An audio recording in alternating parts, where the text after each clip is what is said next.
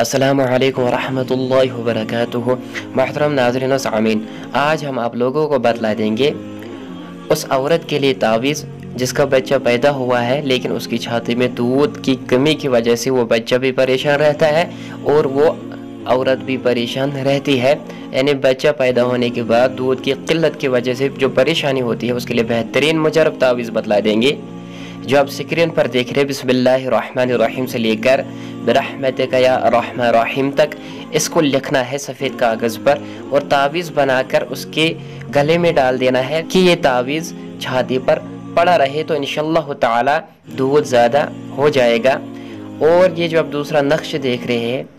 اس نقش کو پانی میں دھو کر 3 روز تک پلانا ہے تو انشاءاللہ تعالی دودھ میں اضافہ ہو جائے گا۔ انشاءاللہ اگلی ویڈیو میں یہ بھی بتلا دیا جائے گا کہ جب کسی عورت کو بچہ پیدا ہونے کے بعد دودھ زیادہ ہو جاتا ہے جس کی وجہ سے اس کی چھاتی میں بہت زیادہ تکلیف ہوتی ہے، اس کے لیے بہترین مجرب تعویذ بھی عمل بھی بتلا دیں گے۔ اللہ تعالی ہمیں ہر شر سے محفوظ فرمائے، آمین۔